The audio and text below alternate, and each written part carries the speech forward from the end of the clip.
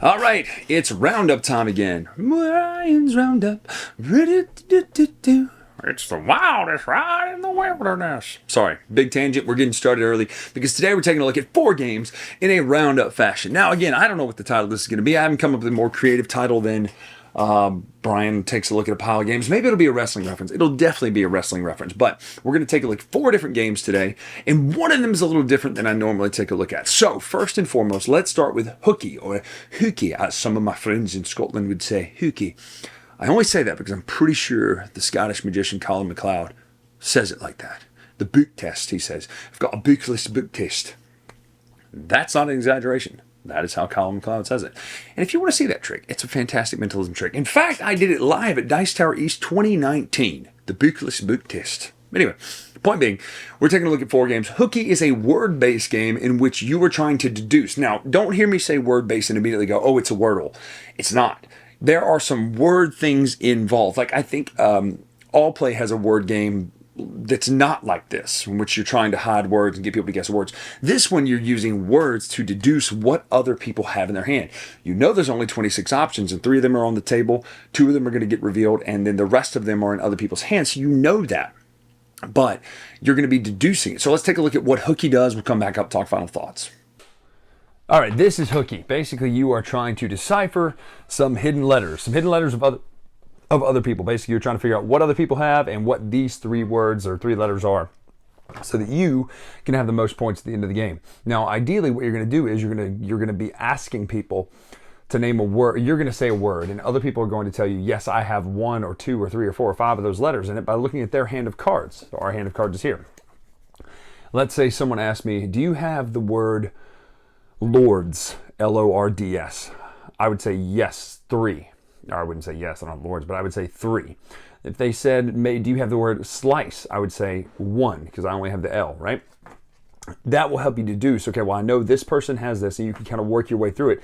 But you'll also get to listen as other people ask clues of other people. So you'll hear when someone else asks, maybe, okay, do you have slice? Do you have Lords? Okay, well, boom, boom, boom. I know that this person probably has the L. And then finally, you'll get a clue from that to where you go, okay, I know this person has the L. You'll keep playing for 6 rounds, and then you're eventually going to have to start guessing what these 3 hidden letters are. Now, there'll be some letters here that will be revealed for everyone, as well as you can choose to show every single person one of your letters in order to take a look at someone else's letters. Now, there's a risk there because you might pull the same letter that you've already deduced of that person. Now, that helps though, because you know exactly what letter they have, and you can do that before or after your turn on your action. So that's how you play Hooky. You'll play 6 rounds. You'll try to get the most points by guessing who has the Hooky letters and then what each other opponent has in their hand.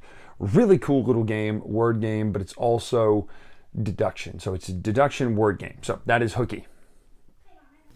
Now, first and foremost, Hooky, even the box, the art, the components, they're not something you write home about. You don't go, oh my gosh, I just played Last Light and then I played Hooky, 2 top tier art games. No, you don't do that, right? Last Light looks amazing, it's got those things, but Hooky is not meant to look good. It's a theater of the mind game, if that's okay to say. But it kind of has that classic Rio Grande style. Like if you handed someone this, they'd go, when did this come out? And you go, you tell me, right? So Hooky, a game all about trying to guess what letters are there. Now, first of all, it doesn't look great, but it's really fun to play. I really like this game. Carla played this when we were down at the Summer Spectacular, Winter Spectacular, whatever spectacular we were down last. She played it there and had a blast, and I thought, oh, that's interesting. I'll try it. Well, I finally got a copy of it, and I really like this game. Like, I really like it a lot, and I didn't think I would. But it's because it's a deduction game first and not a word game first. Having the ability to do good words and come up with words that will help you get the information out of people, that's key. So Hooky, it's a win for me. This is an 8.0 for me. Like, Hooky is a great game, and it would be an 8.5 to be honest with you if the art wasn't just so So that's Hooky. Next up, we're taking a look at my favorite, and I'll tell you now, and I'll tell you on the back end because I can't show you a lot in this overview. My favorite detective, escape room, unlock sort of type of game. This is Suspects. This would be Claire Harper Takes the Stage. Now, there are multiple of these boxes, but this is Claire Harper Takes the Stage. Let's take a look at Suspects, what I can show you, and then we'll come back to our final thoughts. All right, so this is Suspects. Now, before I open this, because I don't know what it looks like inside of here because we played it all the way through, and it might be a little messed up. I can't show you a lot about this game, which is why it's kind of an odd bird for me to pick here for the roundup, but I put it here, and I'm going to go ahead and give you some final thoughts for it right now. This is my favorite of the investigation type games, whether it be time storage, whether it be unlocked, whether it be escape or exit or deckscape, any of that. This is my favorite type. So essentially what you're going to be doing, I may have to cut here, you'll get things like this. This is a playbill, right? And it tells you A, you can look at card A. You can go in here, and if you want to talk to this guy or this guy, you can go to card number 49. If you want to go here, you go to card 1, or maybe you can look here at card 13. Card 6, you can do that. And then you're going to get maps that tell you, okay, you can go look at this place. Now, I don't want to show you much because, again, spoilers matter in this game. But the way that it feels like a mixture of point and click that Cantaloupe Volume 1 did so well, mixed with kind of that unlock, escape, I'm Agatha Christie sort of deal, even though Hercule Poirot was a character in Ms. Marple, but whatever. It feels like that. Like you really get the sense of, okay, I can not only talk to this person, I can talk to him multiple times, and I can find out, okay, well, now that I know this, I can go back and talk to this person, and I can talk to them about this thing that I learned. This is such a great game. Now, this is like volume 3 of this, and I want to play more of this. I just don't have my hands on it, but Suspects, hands down, right here. And again, I know I'm going to say all this again in the final thoughts. This is the best. It's my favorite of the investigation type games. So I know I said a lot in that overview about me not being able to say a lot, and that's pretty much true. I really can't say a ton about this because it will spoil it, but I can say, art-wise, game looks great. The components you get with each story are great. You know, the playbill, the map of, I don't even know if I want to say that because it might give something away, but it's just really well done. Each and every one of these missions is so well done and exciting to play that, and they feel different, like you're doing different things in each. One of them is absolutely based on Death on the Nile, right? But not with the story. Don't hear me say that. Be like, Jackie, I knew it. Just kidding. Spoiler free. Bruce Willis is a ghost the whole movie. True story. Kaiser Soze is in fact. Anyway, but Suspects, if you haven't played this, go play it. It is my favorite of these. And I know I can't say much because I don't want to spoil it, but how you interact with cards in this game is so well done. How you interact with other people in this game, Suspects, is so well done.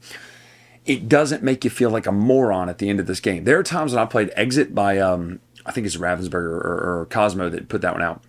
And I go, am I an idiot? Like, I know I act silly sometimes on the dice tower, and that's kind of my character, but I'm actually not unintelligent. I'm a pretty smart guy. And when I play those Exit games, I was like, there's no way I would have seen that. Like, that leap of logic you would have had to have taken to get from here to, oh, open up the box, turn it sideways, go outside, make sure you look into the light at exactly 2 p.m. Boom, you got your answer. I just don't have that ability. But this one, it makes you reach, right? It makes you reach and ask and go, I bet this is the case. And then it rewards you for it. That's what I loved about Time Stories 1, The Asylum, is there was that moment where you go, I bet you this is what we're supposed to do. And when it works, we jumped up and danced around the table. And then Time Stories Madam came out and we hated it. But anyway, the Blue Series is good.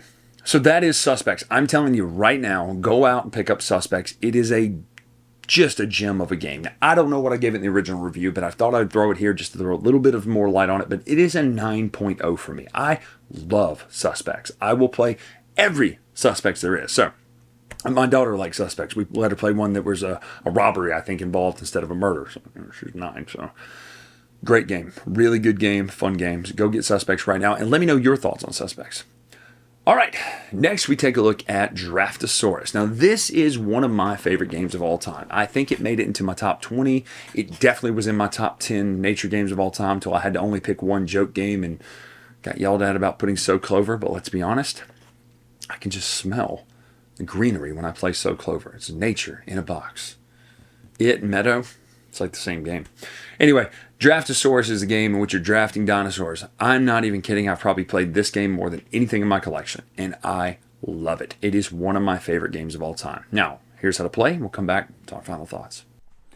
All right, we're taking a look at the game. It's an older game that I've never reviewed, but this is Draftosaurus. Not much of a snap there because essentially all you have is dinosaurs in here, different types, and then a front and back of the board. You're going to be drafting these dinosaurs out a certain amount per round based on player count and things like that. Now, you are going to be trying to fill them, and there's also a dice in here you'll roll. So on your turn, you'll roll it. Okay, so now everybody but you can only put things in the coffee side of the board. So you have the coffee and the restroom side over here. Then you have the trees up here and the brown stuff down here, as well as on the back, but those same symbols are the same. So boom, boom, boom, dark side, trees up here, coffee that side, restroom that side. Essentially, you're going to take these dinosaurs out and you will take one out and put it somewhere on the board. And you score based on them. So here is for equal dinosaurs. So if you can score equal dinosaurs, let's say we have a bunch of yellow here, and you manage to pull those out and then put those on this space, you're going to score the points for the highest you go. Here, you'll put one dinosaur there, and if you have the most of that dinosaur, you're going to get 7 points. Obviously, it works really well to have the T-Rex there because the T-Rex is a point per section with a T-Rex. Here is triples. If you got triples, yeah, got triples on the Nova. Yeah, that deal just came through. Got triples on the Nova. Tell him. She's gonna get better. Sorry, if you know that reference, please let me know right now in the comments below. Triples here, you have 3 of the same dinosaurs, 7 points per triple. So if you throw all your dinosaurs in there, you can get quite a few points. Here is going to be just like this, but not the same. So you're going to put a dinosaur here, then a different dinosaur here, then a different dinosaur here. You're going to score all those points. This is 21 and 24. It's a lot of points there. Pairs here. So each pair of dinosaur is 5 points per pair. Here, you put a dinosaur. It's the only one in the entire place like it. As in, you can't have another of this dinosaur anywhere else. You get 7 points for it. On the back, you're going to score very similarly. Here, it's pairs. So boom, boom, boom, boom, boom, boom. Opposites, I should say. So a dinosaur, another dinosaur, a dinosaur, another dinosaur of the same type of those two. Here is you're going to get 2 points per dinosaur that you put here that the person to your right has there. So it may behoove you to put this late and look at what they have. Here is across this pond, which is tricky because of the dice placement. So it's for each pair here is worth 6 points. Here, you can put a dinosaur here, one single dinosaur, and at the end of the game, you can move it to another paddock. Here, you're going to build up and get points per dinosaur in each of these things that are here. So this dinosaur cannot be equal to the same dinosaurs here, but this dinosaur could equal that dinosaur. So you're kind of working on that. That is Draftosuarus. So that's Draftosuarus. First of all, the board looks amazing. I know this is an older game, but it looks great. Like, I love the way this game looks. It's so simple. And that brings us to art direction. All the symbols make sense. Like, you don't have to ask and go, what does this mean, right?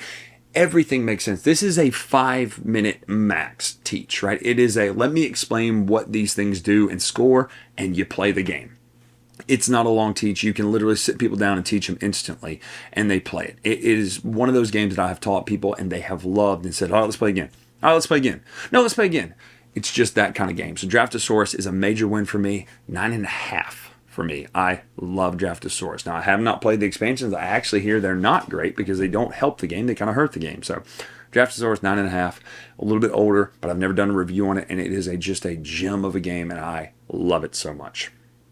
Which takes us to our last session in this roundup today, and that would be this Heroclix Notorious set and some of the iconics. Now, some of you have zoned out. You're like, nah, I don't really want to do Heroclix. Listen, let me just give you my elevator pitch really quick.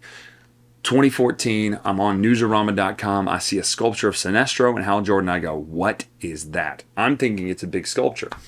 I click on the link and I see this game called Heroclix. Wait. Combat, strategy, kind of like Tactics Ogre and Final Fantasy Tactics, but in person with some of my favorite characters. Sign me up, right? So I became an instant fan. And because of Heroclix, I'm now here today on the Dice Tower. Not in Miami, but in my studio here. And yes, I'm part of the Dice Tower team. Shooting these videos about how much I love board games because of this one game. The action is fast. It's snappy. Yes, you do need to learn the rules, but it's so rewarding. It is one of my favorite games of all time because it's hard to be thematic with a tactics game, but my gosh, every piece of The Flash, everybody who's a Spider-Man, every Shazam, Superman, every Hulk, they feel exactly like the characters. They really, really do, and it just works. So I'm going to show you these iconic sets because some of these are pretty amazing. They're showing scenes from famous ones. I even have the Wolverine kind of laying in bed looking at a picture of Jean Grey, which is hilarious. So let's take a look at these. We'll come back up and talk final thoughts. All right, so this is going to be a little bit of a mixed bag. We've got Heroclix here. This is the DC Notorious set, but we're also taking a look. First of all, look at that. Is that not just an amazing sculpt? This game has the best looking miniatures on the planet. Plus, I wanted to take a look at a couple of these right here and show you them right now. So this is famous, right? This is a meme, this is a GIF, this is a scene. This is Batman and Robin. Notice they're separate, but you definitely put them together and have Batman slap the just dog out of Robin and play them together. So you're creating these heroic scenes together. I don't even want to take it out of the box because it looks so good, but essentially what you're doing is you're getting this Batman and this Robin from this famous scene, and you can, if you want to, put them together in that scene so that you can show it off. We've got another one right here. This is Nightfall, and oh my gosh, look at that. You've got Azrael, Azrael, and then look at the broken Batman with the cracked. This is gorgeous. So look, you say, I don't want to play Heroclix. Okay, that's fine. It's one of my favorite games of all time. In fact, it'd be in my top 100 if I would have thought to include it, because I foolishly didn't. But because the love and imagery here of this theme, like even having the cracked there and showing Batman broken in half like that, it is just a piece of my childhood from the 90s. Now, we also have the Death of Superman. This is the retailer exclusive Iconics, Heroclix Iconics. Look at that. The miniatures here are just to die for. You've got the Eradicator, you've got the black suit Superman, you've got Superman, Cyborg Superman, you've got Doomsday going up against Superman there, you've got Kid Superman. Like, this is my era, just dripping out of my veins. Even the metallic look here. So I wanted to show you this because I also have the set DC Notorious, and we'll take a look at it on the next roundup. But what this is so great. And so you said, well, how do I get into it? Well, that's what these play at home kits are for. And I love these. I didn't open this one up yet because I've opened up the last one, but this is a play at home kit. Essentially, it comes with a map so you can all play with. It comes with a special figure that you can only get through this, and then it comes with some rules for how to play it. But ideally, you're going to get this special character plus a map. The maps are, to me, what matters. Now, you've seen me do, in fact, I'm going to go and open this up. You've seen me do some of the reviews of the board game versions of these Heroclix games that come in with like cardboard boards, and my gripe and complaint is, oh, I just don't like the maps that much. Get that good looking Bloodstone there, legacy card. But what I love about the play at home kits is these maps look just fantastic. They look like comic book art almost. Like, they just really, like the Flash Museum is one of my favorites. You get this, yes, it's paper, but the art is just really good. And so you play on this mat, you can put it under plexiglass if you want, and this lets you show your elevation, all that sort of stuff. So these play at home kits are the second best way to get into playing Heroclix. The first, of course, is by buying one of those boxed kits with all the things you need to play in it. But third way is by buying just a booster brick, and we'll show that on the next roundup. So that is Heroclix with the Iconics of all three of these super amazing iconic sets. And the Nightfall is hands down my favorite because, again, that is just beautiful art. It looks perfect. So, Nightfall, Death of Superman, Batman and Robin. So that is Iconics, and we're going to cover Notorious on the next roundup because I have the brick sitting open right there. I pulled a chase. I am so happy about that. But this set and these Iconics, first of all, if you're a collector, maybe you're like, I don't have the money to go into the whole sideshow collections thing where you get the big giant statue of Cyclops shooting out. Okay, I get that, right? Those are $400. This is not. And it looks great. If you had this on a shelf sitting there with Superman going at Doomsday, or Batman slapping the pee out of Robin, or the Death of Superman, or the Bane breaking his back, like, all this stuff just looks amazing. And you can stage it. And what's great is, yeah, once you stage it, you pop them off the shelf and you play this amazing strategic game that you can only get these figures in these Iconic sets. And they're just so well made. Plus, they're a lot of fun. And the thought process that goes into making each character is, it's never been revealed to my knowledge how they do it, how they weigh points for characters, but I know that it's painstaking. And the amount of time, effort, and thought that goes into it shows up in every piece. You have pieces like, I think it was Despotellus. No, that's not the guy. What's the guy in War of Light? He's in like the snail shell, right? But he's a sniper with his yellow ring. Well, if he can't attack unless he's 10 spaces away, but he can't be targeted, just like he is. So it's just little things like that that just work, and it's so well done. So if you haven't played Heroclix before, go get one of the sets that I reviewed of the like intro, how to play, kind of the box sets of those games that they've come out with. Get that, play it, and let me know what you think. Because, to be honest with you, there are a lot of people who are fans of Shatterpoint and Crisis Protocol who would turn their nose up, and I understand that, at Heroclix, because you go, oh, collectible, I don't want that. That's fine. But understand there are many like just boxed sets of this game that you don't have to worry about collecting at all. You just play what you like and just enjoy the game, and it's such a solid, fun game to play. So that is these 4 games with Draftosuarus, Hooky, Suspects, and the Heroclix sets that we looked at. So I'm Brian Drake here on the Dice Tower. Make sure to follow us on Twitter, Instagram, etc. at Dice Tower Brian. Be looking out because I'm about to drop a brand new shirt on the merch store. Pre-orders will go live. Those 8-Bit Tom shirts will ship out. This is Saturday. This is out in October, early October. You will get those shirts shipped to you by the end of this coming week or the next. So those shirts are ready to go and they look awesome. I love them, and it's one of my favorite things I've ever designed. So look for that. Look for the new shirt. It's going to be, spoiler, everybody at the table playing games like we've been asking for and clamoring for. But I finally got it down to where I can get it to where I can print it how I need it to be printed. So that is coming from the Dice Tower merch store. I'm Brian Drake, Dice Tower Brian, on Twitter, Instagram. Until next time, we will see you.